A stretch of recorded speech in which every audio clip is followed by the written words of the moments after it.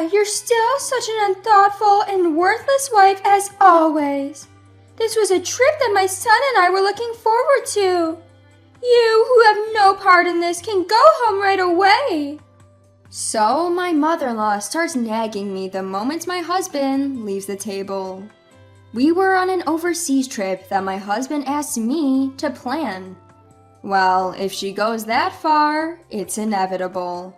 I'll go home. What happens to the two of them after that is none of my concern. My name is Becca, a married woman working for a multinational corporation.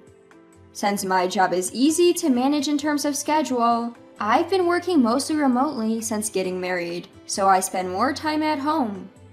My husband Jack is the type who overvalues himself and always wants to look good. He is a big spender and has never contributed a penny to our household. I didn't realize this while we were dating, but after we got married and started living together, his true nature gradually emerged. His mother seems to enjoy bragging about her son. I've heard of mothers who dote on their sons. I was prepared for that to some extent and was willing to tolerate it, but she is obstinate and strong-willed. She doesn't listen to other people's opinions.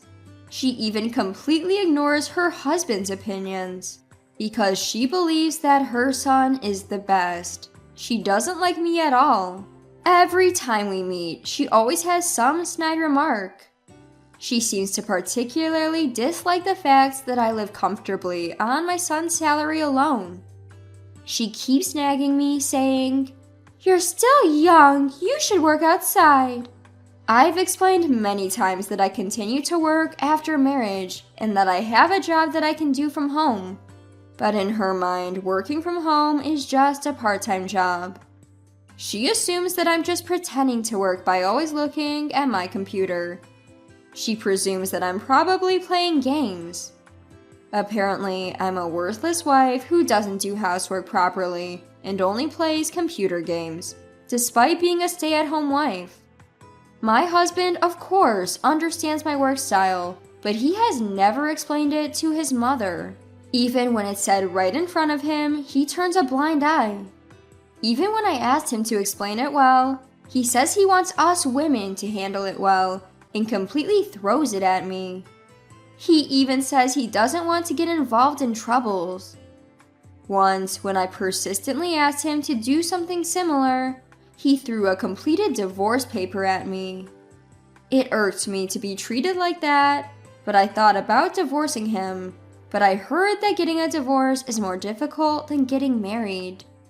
It would be a problem if it were more difficult than the current situation, so I ended up giving in to my husband's argument. I understood that my husband prioritizes his mother in everything. It's frustrating, but I feel like I need to find a way to deal with her while skillfully deflecting her. I didn't agree to divorce because of this change in my feelings, but it seems that my husband thinks I'm head over heels for him and didn't want to break up. His pompous attitude is getting worse day by day. It's cute when a child tries to act grown up, but when an adult does it, it's rather a turnoff. I've learned to ignore his pompous words and act as if I haven't seen his actions. There is another reason why I didn't divorce him. Due to my husband's job, we live quite a distance from my in-laws. We meet once a year, or at most twice a year. I thought I could tolerate that much. While the world was making a fuss about having 9 consecutive days off if you take a vacation on weekdays, both my husband and I were working. In my case, American holidays don't matter much because I adjust my schedule according to international circumstances. As for my husband, it's just that he wasn't taking 9 consecutive days off according to the calendar. When he returned home after his first day back at work, he announced, "Let's go on an overseas trip." When I asked him what he was talking about, he said that his colleagues had taken a vacation and made it a 9-day holiday to go on an overseas trip, and he was quite proud of it, which made him incredibly annoyed and regretful. I was dumbfounded by his childishness, but I haven't been on a trip this year. so I suggested a domestic trip. The reason being my husband has no experience with overseas trips, so if we were to go overseas, he would have to apply for a passport. There won't be a problem if you're with me. You're fluent in multiple languages. I studied abroad when I was a student and have been on many overseas trips when I was single. In addition to English, I can hold a conversation in Spanish and a bit of Chinese if necessary. When my mother back home got hooked on Korean dramas, I studied Korean with her. However, I didn't get much opportunity to use it, so I'm not very confident. Sure, compared to my husband, I might be good at languages, but that doesn't mean that applying for passports will be finished in a snap. I tried to persuade him to go abroad during the summer or winter, but he wouldn't listen at all. On the contrary, despite having no experience, he decided on the country to visit, took leave without permission, and told me to make it work on the schedule. It's not a tour? Why should I have to act with strangers? He furthermore declared that English is a universal language and that we should have no problem. If it's just the two of us, I thought, maybe it's fine. But before I knew it, he said, That's right, I promised to take Mom along. I'll count on you for that too. Your mother-in-law too? Even for me, taking care of two inexperienced people abroad is too much. You should show some filial piety once in a while. Maybe you can gain some favor by doing so. Aren't I a kind and good husband? This is for your own good, Becca. You should be grateful. He said things that made it seem like he was doing me a favor, but arguing against it started to seem foolish. I decided to quietly make reservations as my husband instructed, and I came up with another good idea. Starting from applying for my mother-in-law and husband's passports, booking flights and hotel reservations, it's a lot of trouble. But in order to implement my idea, I patiently fulfilled all my husband's wishes and created a perfect schedule. On the day of the overseas trip, my mother-in-law, who knows nothing of my troubles, cheerfully and childishly exclaimed, "Just as I expected from my son. It's a long journey overseas. The seats are business class, aren't they?" Knowing my husband, he probably said something like, "I'll take you there." He probably bragged about himself, saying things like, "I made the reservations," and "I planned the schedule." The truth is, I did everything and my husband did nothing. They did nothing and left all the procedures to me. What's more, the two of them, who have hardly any experience with airports, moved around on their own while I was doing the procedures, walked around aimlessly even when it was boarding time, and I had a hard time finding them. The airport staff even asked, "Would you like us to make a call announcement?" It's Becca's fault for not telling us the boarding gate. It was such a fuss, but they showed no remorse, saying, "And this wife was planning to have fun by herself, leaving us behind." During the flight, they behaved relatively quietly, but it was honestly annoying and embarrassing every time they called a flight attendant. Several hours later, we arrived in the destination country. After finishing immigration procedures and such, just when I thought I could finally head straight to the hotel and take a break, my husband turned pale and said, "I'm going to the bathroom," and thrust his luggage at me and ran away. I don't understand why only my husband got sick when we ate the same thing. He had been grinning and calling his favorite flight attendant. I guess this is his divine punishment. Serves him right. "Becca, you really are an inconsiderate daughter-in-law. How long are you planning to stay here?" "Huh?" "This trip, my son planned it for me. It's a mother-son trip without the need for a daughter-in-law. You're a money grubber who doesn't even work. How brazen of you to think you can enjoy this trip for free. Go home now." "Are you sure?" "Whether it's good or bad, I can't have fun when you're here." "I see. That's not good. All right then, I'll go home now." I handed my husband's luggage back to my mother-in-law, only taking my carry-on and turned my back to her. My mother-in-law, who received my husband's luggage, was stunned and had a very vacant expression on her face. It's not possible for her to react like that when she told me to go home. I was doing my best to hold back my laughter. My husband seemed to have been going in and out of the bathroom several times, so we didn't cross paths. Luckily, I was able to get a ticket back to America, so I became a passenger on the plane headed there. Originally, I had planned to find a chance to return home alone. If we had a good relationship, I wouldn't mind being taken around as a tour guide, but not with that mother and son. It's only stressful for me, and I will gain nothing. I can't stop grinning just thinking about what the two of them, who can't speak anything but English, will do when they are left behind. If they think a little, they should be able to manage with the translation function of their smartphone app, but I can't imagine my husband, who likes to show off and inflate his own importance, doing something like that. When I safely returned back, after making a few detours, I headed straight to the luxury hotel where my parents were waiting.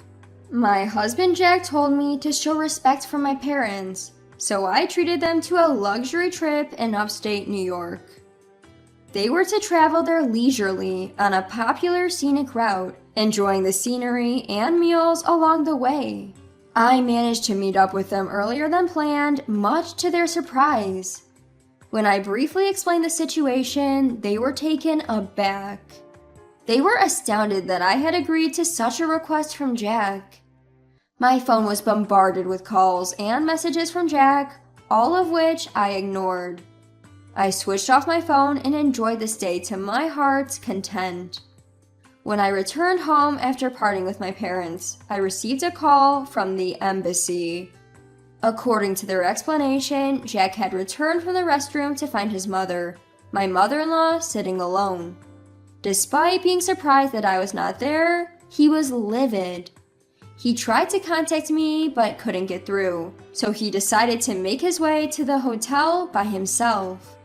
However, not knowing where to go, he was visibly flustered when a kind person spoke to him in broken English. He was led away after being told that they knew the place and would take him there, only to be robbed of all his money, passport, and valuables. My mother-in-law was even stripped of her jewelry. When he was found standing on the street looking destitute, the police picked him up and referred him to the embassy for help. That's how he was able to contact me. The embassy official asked me to come and pick him up. He couldn't withdraw money because his wallet, which contained his bank cards, had been stolen. However, I asked back why I, a stranger, had to do that. I explained that I was already divorced from the man who was there. The truth was, I had kept the divorce papers he had thrown at me some time ago. Back then, I decided not to proceed with the divorce, as I had heard it would be a lot of trouble, but this time I had reached my limit. After filling in the divorce papers, I headed to the hotel right after landing back in the States. To my surprise, the divorce was accepted without any fuss. I already had a new place lined up and the contract had been signed while making the travel arrangements. I didn't want to use the furniture I had shared with Jack. It made my skin crawl. In my new place, I planned to buy everything new, so I packed for both the trip and the move at the same time. All I need to bring to the new place is my work tools and my favorite clothes. I could easily have everything else sent by the courier at a specified date and time. The embassy staff did not ask anything more from me, and the conversation ended.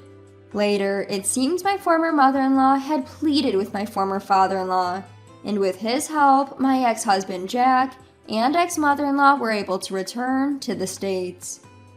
However, Jack, who had blown his top, contacted me. You left me and divorced me without my knowledge? Abandoned? No, I just obeyed your mother's instructions to leave. If you have any complaints, talk to your mom. And please consider the business class flight I arranged for you on your return as my farewell gift. I also reminded him that he was the one who had first brought up the divorce papers. I only filed the divorce papers he had prepared, fulfilling his wish for a divorce. Do you think such sophistry will work? How much more do you want to embarrass me? Embarrassed? How so? If you want to feel embarrassed, I have a better story. Want to hear it? What is it? Well, did you know you're a regular at an adult entertainment club? You're pretty invested in a favorite girl there, aren't you? Rather than contributing money to the household, you were heavily splurging on her. But you ended up in debt when her demands escalated, right? I had an investigation agency look into a debt collection letter addressed to Jack that had been delivered to our house. Although Jack was a good spender, his obsessive behavior seemed to be a turnoff. His favorite girl's true feelings were that she thought he would eventually stop coming if she kept asking for more money and expensive gifts. I wonder what Jack felt when he heard that. That's quite an embarrassing story, isn't it? If you make any more fuss or contact me again, I'll spill the beans to your company. Got it? Being disliked by the girl he was infatuated with would be an unbearable humiliation for Jack, considering his personality. If this became known, it would be a great embarrassment. Jack, who until now had been aggressive, just said, "Got it," in a feeble voice and ended the call. A few days later, my ex-father-in-law contacted me. He told me he had also divorced his wife, my ex-mother-in-law. I thought it was unnecessary as we were no longer related, but it seems he contacted me to expose my ex-mother-in-law's true nature, as we both had been treated poorly by her. My former father-in-law, suspicious of his wife's behavior, investigated while she was out and discovered that his retirement savings had been depleted. The money was apparently spent on beauty treatments and cosmetic procedures. As I'm not familiar with such things, I was totally unaware. When asked for a woman's perspective, I was stumped because I hadn't noticed it either. I guess seeing someone only once a year makes changes more noticeable, but I truly hadn't picked up on anything. I even asked my former father-in-law, "Are you sure it's for beauty treatments?" She seems to have sunk quite a bit into it, but there's no visible change. Perhaps there were slight changes that only my former mother-in-law could notice. It felt like throwing money down the drain. Naturally, my former mother-in-law, who was kicked out penniless, turned to her son Jack. However, Jack, the backbone of the family, is up to his eyeballs in debt. After his divorce from me, he even lost his apartment for failing to pay the rent. Now, he and his mother seem to be living in a drafty, run-down apartment. Yet, his mother has no intention of working and won't quit her beauty treatments. On top of repaying his debts, the burden of his mother's beauty expenses is weighing heavily on Jack, who I hear is working around the clock. It seems the vanity of wanting to present a larger-than-life image, even in the face of a declining living standard, doesn't change. If they're content with this situation, I won't say another word. But I hear through the grapevine that the quality of the beauty treatments has gone down, and she's aged terribly. As for me, I cherish the present moment, when I can relax and improve my work without anyone dictating to me. It made me think again about living within my means.